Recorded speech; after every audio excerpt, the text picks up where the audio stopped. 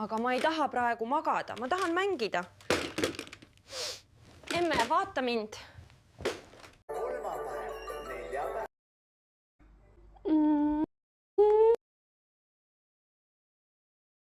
Ja kell on palju. Kell on 3:10. Me tulime siia kell 1:16. 1:16 tulime siia. Ja kell on 3:11. Me oleme 2 tundi siin jauranud. Ja ta on selle aja jooksul tahtnud 2 korda napsata. Ja 2 korda käisin võtsin talle sealt ühe nõmmiku. 2 korda panin ta sinna kiiku, mis on hiiglama suure hooga. Ja seal ta kiikus rahulikult mingi pool tundi, isegi rohkem. Siis ma käisin rolisin taga ühe korra sinna tagumisse diskotuppa, kus ta ei tahtnud üldse olla, mingi 3 minutit ja siis juba välja tagasi ja siia saama kuskile. Siis ühe korra tõstsin sinna suurde liivakasti dinosaurustega hängima, et talle jalgadele motoorikat anda. Selle liiva näol, mis ta vahel mõnusalt krudiseb ja sellist teistmoodi vaibi annab. Nüüd tellisin süüa, ootame süüa.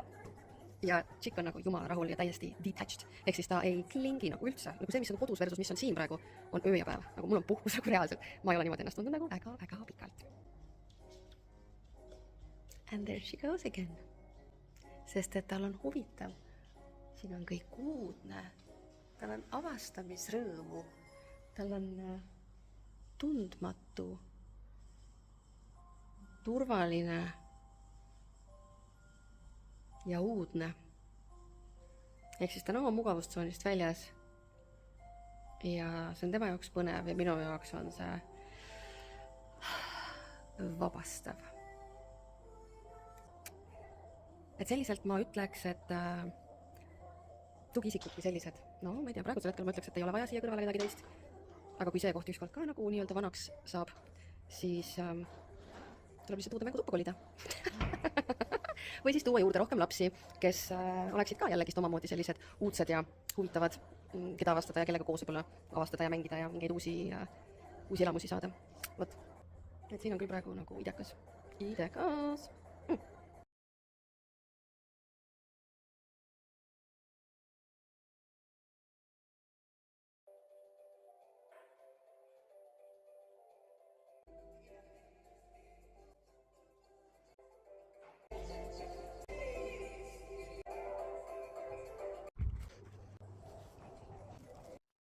go eat and then after pärast saad tagasi, jah? We go eat. Yeah, you want to go sit behind the small table and eat? Yeah, we go and eat. Yeah. Can you do knock knock chicken? Knock knock chicken. This is mommy.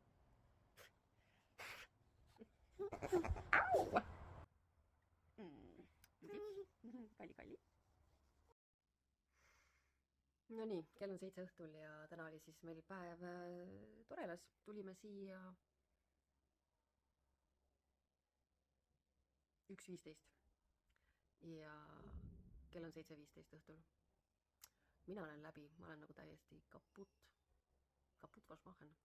Ja mu aasta ja 10-kuune ei ole otseselt veel maganud. Korraks nagu jäi vahepeal.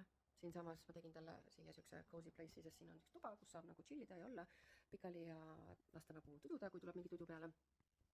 Aga kuna meil jäi lutt autosse, siis no can do. Ja ühesõnaga uinakuid ei ole.